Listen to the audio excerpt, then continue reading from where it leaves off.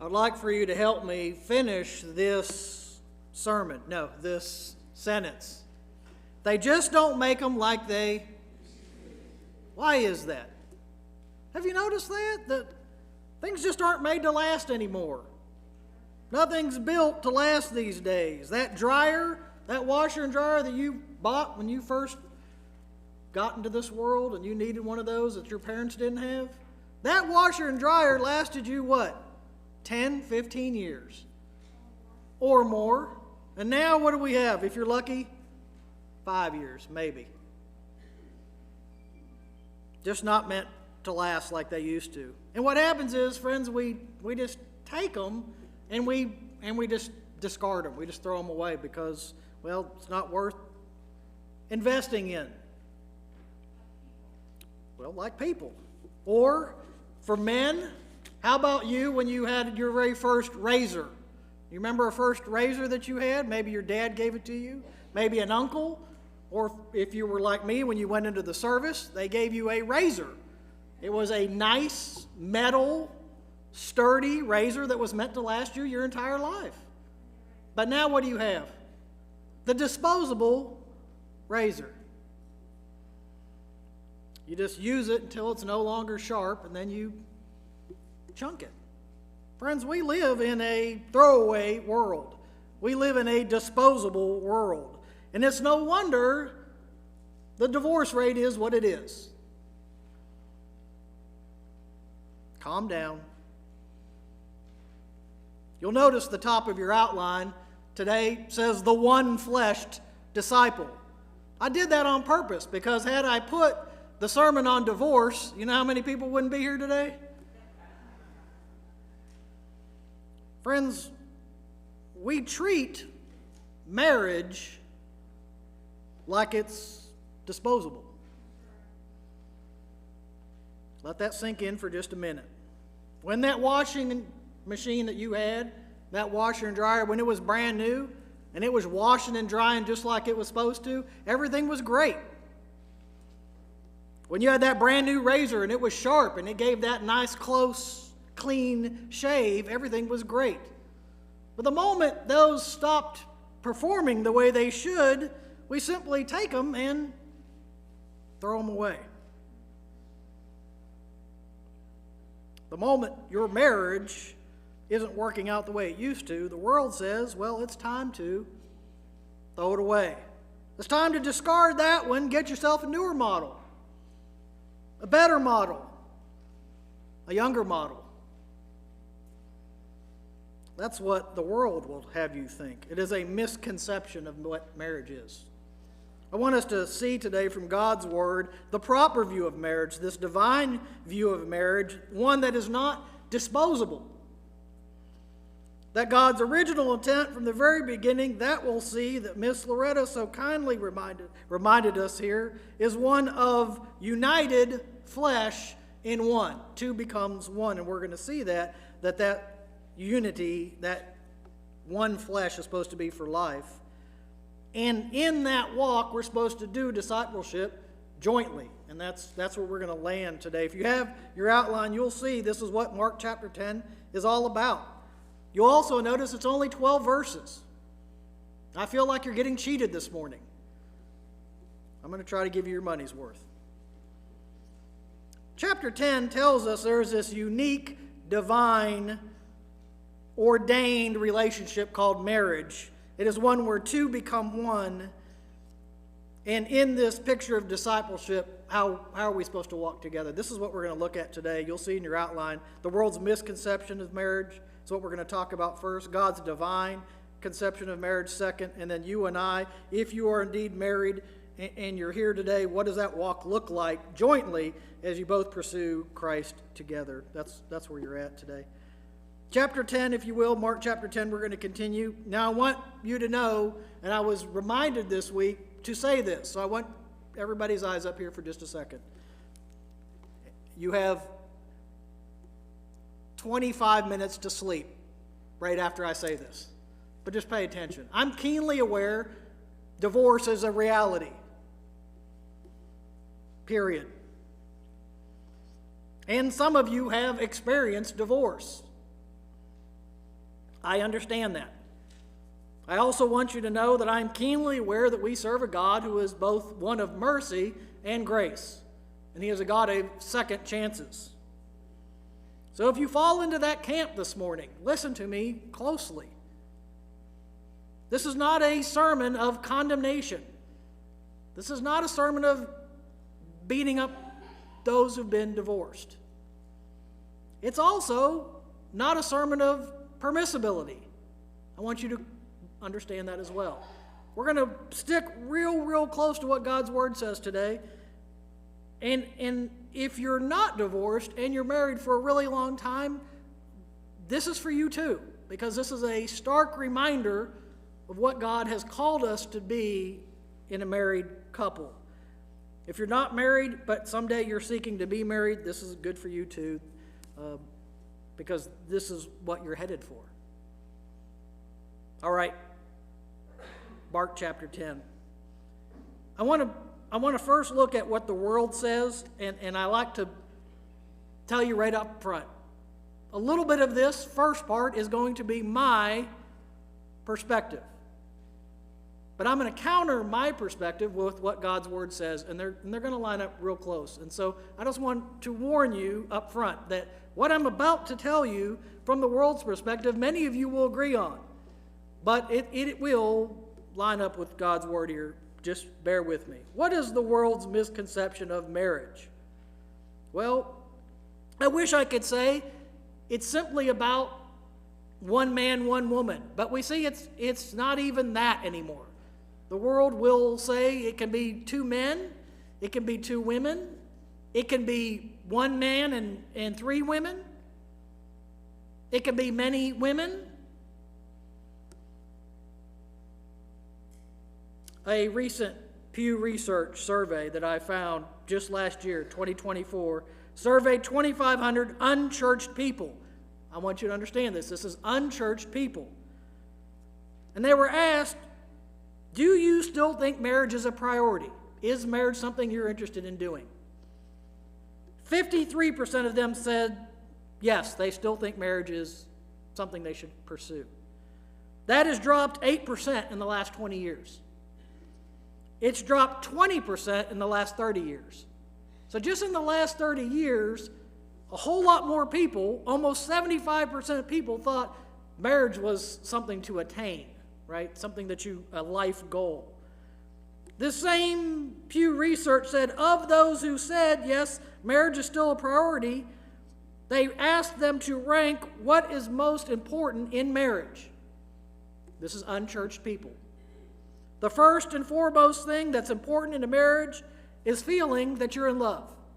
That's the first thing. That you have this emotional love connection with your spouse. Second is that you'll have sexual compatibility, meaning that you both want that as often and as frequent as the other person does. Third, financial stability. So you want to feel loved, you want to have that emotion, you want to have sex, and you want to make sure you're financially stable. And fourth is that they think it's important to have similar life goals. Second to last on this list of 12 responses was have children as an important means of why you get married. Over half of these people had no problem with the concept of same-sex marriage. So of these 53% who said, yes, I want to be married, half of them said we have no problem with two guys getting married or two girls getting married. It's a world's misconception of marriage that says marriage is a matter of convenience, is a matter of pleasure. And I, quite frankly, am not shocked by this survey because this is unchurched people. Unchurched people have no concept of what biblical marriage is all about. They have no concept of what biblical love is. Biblical love is not an emotion. If you've ever been in one of my Wednesday classes, you'll know that. Love is all about, biblically, it's an action. It's something that you do for your other partner quite often, and it's sometimes lined up with emotion, but not often. And now, those of you who've been married a long time, I'm going to ask you a question. Don't raise your hand. Don't embarrass your spouse. Hypothetical only. Those who've been married a long time, and I'm looking at you out there. Do you feel love today like you did when you first met your spouse?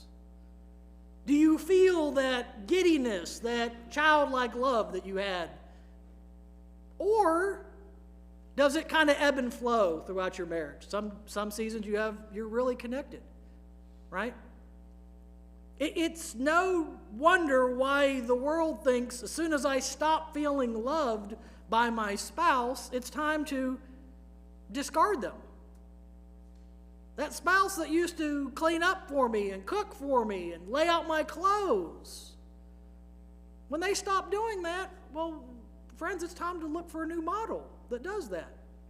A better model. That's what the world will tell you. That's a misconception of marriage.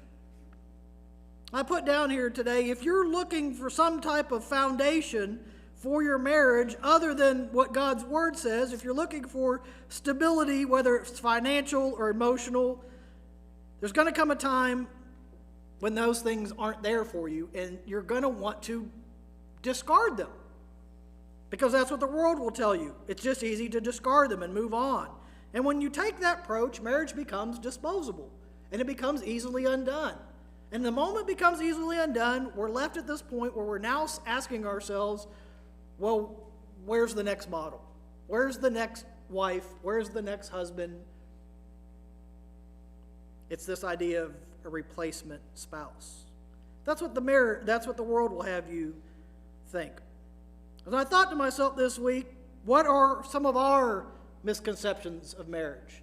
Here, if we're talking about unchurched people from this Pew Research, how about you guys in the pews here?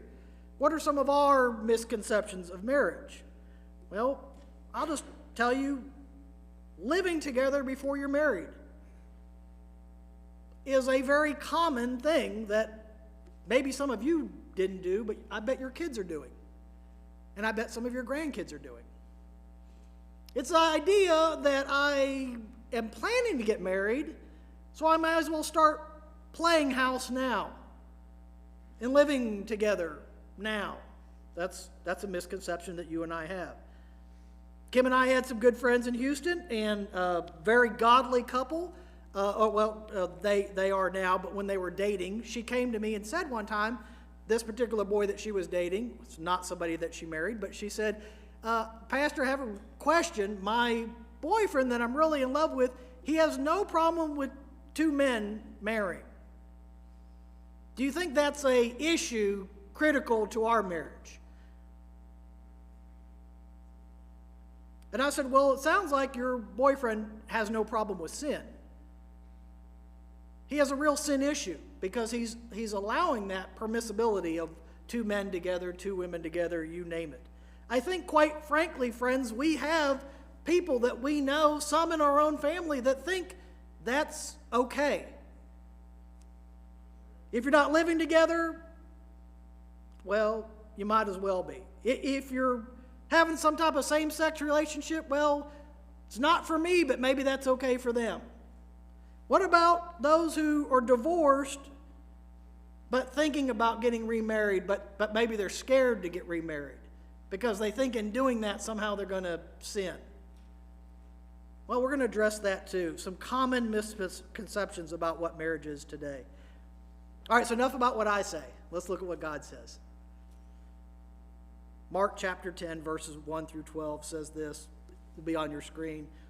Then Jesus left Capernaum, and he went down to the region of Judea and into the area east of the Jordan River. Once again, crowds gathered around him, and as usual, he was teaching them. Some Pharisees came and tried to trap him with this question: should a man be allowed to divorce his wife? Jesus answered them with a question. What did Moses say in the law about divorce? Well, he permitted it, they replied. He said a man can give his wife a written notice of divorce and send her away. But Jesus responded, he wrote this commandment only as a concession to your hard hearts. But God made them male and female from the beginning of creation. This explains why a man leaves his father and mother and is joined to his wife, and the two are united to one. Since they are no longer two but one, let no one split apart what God has joined together. Later, when he was alone with his disciples in the house, they brought up the subject again, and he told them, whoever divorces his wife and marries someone else commits adultery against her. And if a woman divorces her husband and marries someone else, she commits adultery against him. What is the question at hand here in verse 1? Verse 3, The question comes here from these Pharisees. I like the New Living Translation. Says they're trying to trap him. Right? This is not just some off-the-cuff question. They're trying to put Jesus in a tough spot. They're trying to get him to say yes one way or no another way. And so they ask him this question: should a man be allowed to divorce his wife? There were two schools of thought in Jesus' time. There's two Jewish rabbis. Rabbi Shammai, he was the one who took the more conservative route, saying divorce is only permitted if there is some type of sexual immorality. By the way, ladies, pay attention. This is, can a man divorce a woman? There's no women divorcing men back here in Jesus' time. Just understand that as we talk about this. Rabbi Shammai's more conservative approach said you can only divorce your wife if there's sexual immorality, where Rabbi Hillel, who held the majority view, basically said anything that displeases the husband is grounds for divorce. Anything that he came up with, I didn't like that meal last night, I don't like what you're dressing, I don't like that you spoke out of turn, I want a divorce. The question isn't, can you get divorced? Because divorce was allowed during this time. The question was, well, under what circumstances was divorce permitted? Well, Jesus says, well, what does Moses say in verse 3? What does Moses say about the law about divorce? And he's pointing them to Deuteronomy 24, 1 through 4, which says basically a woman can receive a divorce certificate from a man. Because, ladies, this is what happened when you wanted a divorce or your husband wanted to divorce you. He would say, here's the cause, I'm divorcing her, and I'm writing her a get-out-of-jail-free card, basically. And ladies, you would take that, I'm divorced and I'm free to remarry, to your next potential husband. And only then, if he saw that certificate, would he be willing to remarry you. But we're going to get to that in just a second. The Pharisees respond, Moses permitted divorce, but Jesus says, well, hold on a second. What he's really saying here is the only reason he gave you that permissibility, if you will, is because of your hard heart. Have you ever thought about that, friends who've been divorced? And I know there's all sorts of circumstances. There's all sorts of cases of why people get divorced. But I bet you that the root of a lot of those is due to an issue with a hardness of heart. Something has happened in that relationship where you've become stubborn-hearted or hard-hearted or callous-hearted.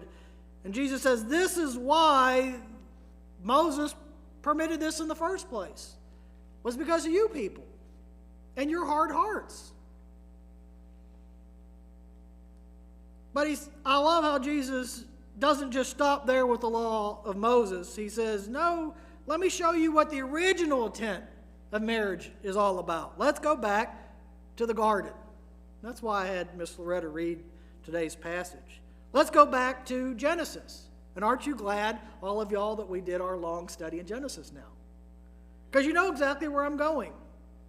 Genesis 1:27 is basically what he's saying here in verse 6. Look with me in verse 6. He says what here? But God made them male and from the very beginning. In the garden, in creation, God's initial plan was for one man and one woman. Friends, I could do an entire sermon just on that alone. His original intent, his divine intent, his divine conception of marriage is between one man and one woman, this holy union, this remarkable union. And he goes on and say in verse 7 and 8, read with me here, He says, this explains why a man leaves his father and his mother and is joined to his wife, and the two are united into one flesh. Divinely sanctioned, this union is. And I think often if you've never performed a biblical marriage with somebody, and I get it, if you're a bride or if you're a groom, the last thing you're really thinking about is what's happening in your wedding ceremony, because you're thinking, if you're the bride, is my dress right? Is the veil right? Did the right music come on? Is the food ready?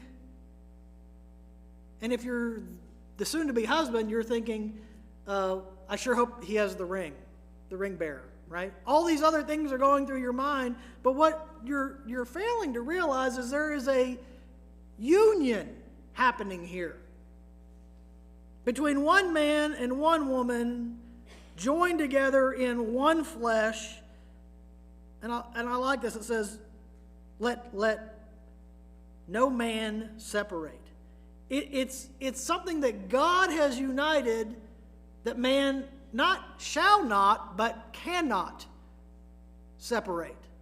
That's the idea here. He's saying these two have been physically united, if you will. There's no pulling them apart. That's God's original intent. He said you'll be joined. Husbands, you're joined with your wives. Wives, you're joined with your husbands. Joined is this sinzuken is this verb. Right? It is a joining, a pairing. It is if you're a farmer, putting the yoke on two oxen. Right? So the oxen, one wouldn't pull forward, the other one wouldn't pull, they wouldn't go in two different directions. You put a yoke across both of their necks, and then they both begin working together as one. This is this picture of the union of marriage. And I thought to myself, unless you're a farmer, this doesn't really make a whole lot of sense today, does it? How many of y'all have ox? How many of y'all know what you being yoked together even means? Let me give you a better picture this week that I thought of. And when it hit me, I thought, why have I never used this illustration before? How many of y'all have done a three-legged race before? You know what a three-legged race is? It's where you have somebody stand next to you, and they tie your ankles together, and then they tie just below the knee, and then they tie your thigh together, and you're stuck right next to somebody. And then they fire the gun. Go! Right? And those who don't navigate that very well, they're all over the place, right? They're left, they're right, no, this leg, no, that leg, and they look silly. The ones who know how to win the race are the ones who run together as one. It's this picture, friends, of you and I jointly running the race with our spouse in discipleship. Right? What does this look like for you and I today? And I thought, the more I kept pressing this illustration, I thought, this is so true to life. Because the longer you run this race with your same partner, with your united spouse, the better you get at it. But what happens if that one-legged partner says, I'm done with this race. I want out. I don't want to run that race with you anymore. And now you're stuck. What am I to do? What's going on? And friends, it's this image or this picture of remarriage after divorce. And that's where he picks up here. Jesus says in verse 11, look with me. He says, and I want to be real clear when I read this, because I'm going to read it exactly the way it is, and then I'm going to exposit what he's saying and how do we apply this today, because I think this is quite often misunderstood. Jesus says in verse 11 and 12, he says, whoever divorces his wife and remarries someone else commits adultery against the first wife. And if a woman divorces her husband and marries someone else, she commits adultery. Jewish divorce was allowed during these times, but it was only for a man to divorce a woman. She would get the certificate, she would take it to the new husband, and the new husband would say, oh yeah, I see you're free to remarry. And he would could remarry her at that point. Jesus is correcting this picture, and he's kind of elevating it one step further. He's saying it's not just Jewishness that we're talking about here. It's not just Jewish weddings. It's not just Jewish couples. It's not just Jewish divorce. I'm elevating this to all men, all women. He's saying, men, if you divorce somebody, you're liable. Women, if you divorce somebody, you're liable. And I think what happens is he's elevating it and saying, if you choose to remarry, you're going to be in violation of God's will for marriage as it was originally intended. Because in the garden, it was intended one man, one woman united for life. Okay. Running that race together, that's what I put here. For all eternity, for life right now. But I want to temper this with what the reality is of the situation, right? So the reality, just like Moses had given the law in Deuteronomy 24, it was after the fact. What do we do with those people who've experienced divorce? Because that's a reality. It was a reality back then. It's still a reality now. What do we do with those people who, for whatever circumstance it is, experiences divorce? Can they get remarried? I'm going to throw that out to you. Can they get remarried? And there's a hush. Nobody wants to take a stance. Here's what I put. I want to temper this once again with this full understanding that we serve a God who is merciful and grace-filled, and He's a God who gives second chances. But God's Word is also very, very clear on this matter. He's saying that divorce is outside of God's original intent for marriage. Now, if you've gone through that and you've walked through a divorce, I will just tell you there's no winners in divorce. There's none outside the lawyers. They're the only ones who make out in divorce. Can you find another spouse once you're divorced? If you've repented of that and you understand the nature, the sanctity of marriage, can you then find another spouse and remarry? And yes, I will say that is no different than some other sin that God can forgive and bless in that second union. Now, I temper that saying, okay, are you in your 6th or 7th marriage? And at that point, I don't think you really understand the sanctity of marriage. I will say I do think there is cause and condition for some divorce. There's some real reasons that people get divorced. It's either sexual immorality is one. I think there's abusive relationship that calls for that. I'm just here to tell you that what God's Word is very clear on this. That the original intent for marriage is between one man and one woman. And it's supposed to be a lifelong union to which no man can separate. Can you get divorced and in God's mercy and in His grace find somebody else and paired back up, and then you two now are running that three-legged race together? You bet I believe that. You may hold a different belief than I do. I don't think that the Word disallows that. So, if you are now married, whether or not you're divorced or not, if you're attached to somebody else in this holy matrimony, this new union, how do you live that out as a couple married together moving forward in discipleship? That's where we're going to end today. Just a couple of ideas for us. What does it look like to serve or to be jointly tied together with your spouse serving Jesus? Three things. Oh, good. They're up there on the screen for you. I think it involves studying together. I think it involves praying together, and I think it involves serving together. And just like I tempered this entire sermon with this idea that we serve a God who is merciful and graceful and a God of second chances, I am keenly aware that there are some of you who are here and your spouse is not here with you. Right? It's a reality that we live in. Sometimes the wife is here and the husband, sometimes the husband's here and the wife is not here. What does that look like in this ideal picture of both husband and wife together stepping forward? And I will just tell you that if that's you, if you're in the crowd today and your husband's not here, pray for him. Hey, pray for him that he gets it, that he understands that this is a joint walk. Come alongside somebody else who will pray with you for that husband. Specifically, my husband, Frank, is not here He's a believer. He should be. Will you help him? Or, my wife Susie is not a believer, but I really wish she would. I really wish she would come here and serve alongside me. Pray with them. But if you're here together and you're joined, what do we first do? I put study together. We follow Jesus jointly as a couple by studying his word together. What does this look like? It might just begin with you attending a Bible study class here together. And here's the words I've heard from various people. I just don't study the Bible well with my spouse. I can't open up if my husband's sitting right there. I really want to share, but my wife's sitting right there and I don't feel comfortable sharing, right? These are valid reasons that people have come up to me for not serving together. Might I suggest that you do this then, if that's you? You may study separately. I recommend you study separately.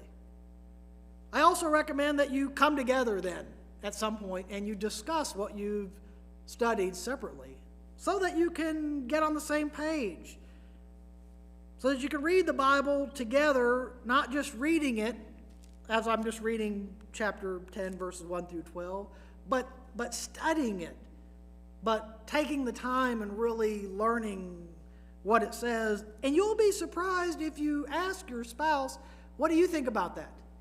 What does that mean that Mark says this?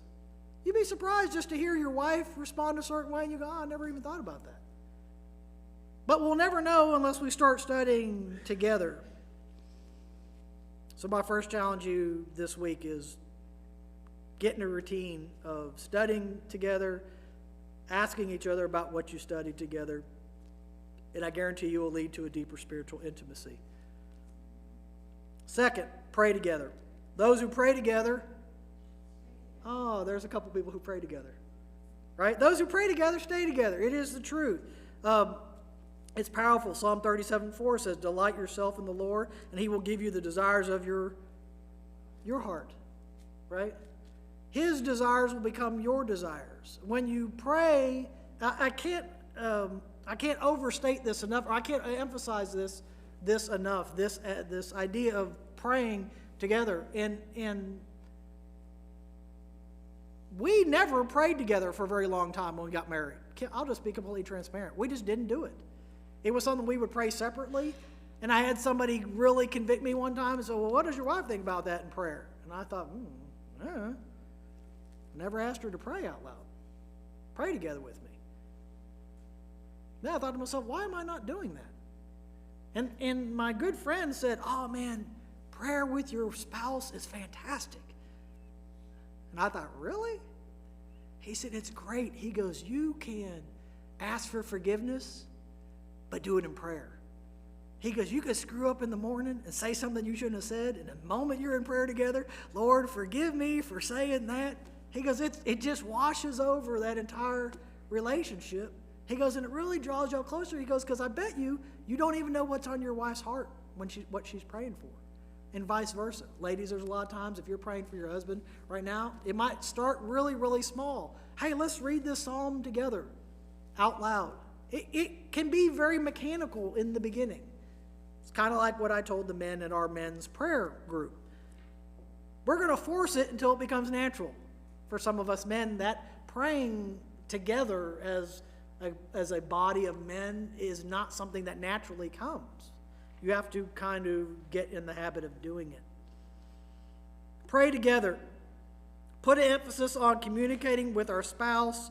It's key to a successful marriage, not just the communication with one another, but communication with our Creator.